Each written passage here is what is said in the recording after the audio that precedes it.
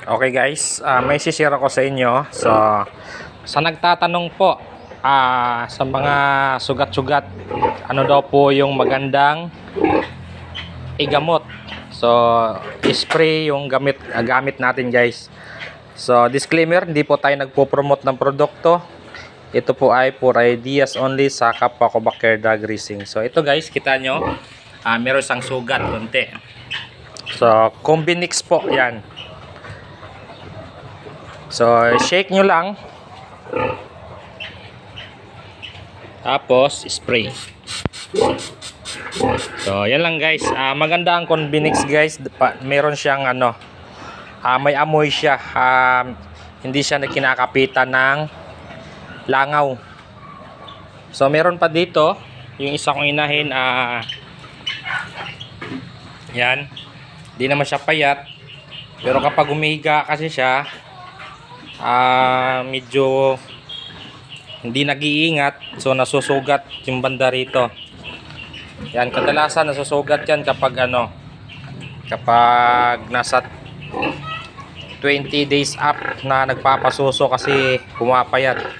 Pero ito guys, hindi naman payat to. Yan, kita nyo, laki na ng tiyan. So kapag tumayo kasi to, hindi nag-iingat, ayan, sugat. So isprayhan nyo lang guys. Yan. So, yan po. Ito po ang maganda guys dahil hindi po nilalangaw. Meron siyang anti-smell na pang hindi nakapitan ng langaw.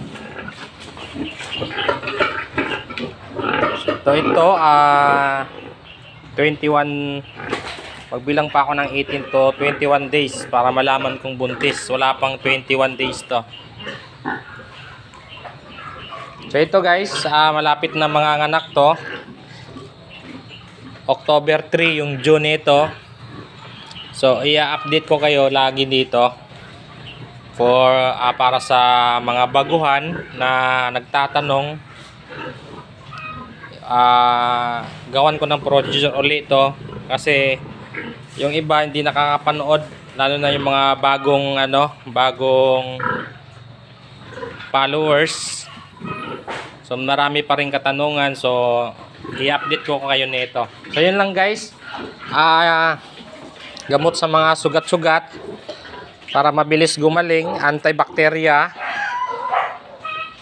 Ito po, Combinix.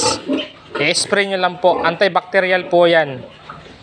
Yan, so disclaimer po guys, hindi po tayo nagpo-promote ng produkto dito. Ito po ay for ideas only sa kapwa ko Backyard Dog Racing. So yun lang guys, sana makatulong. Maraming salamat. Happy farming everyone and God bless.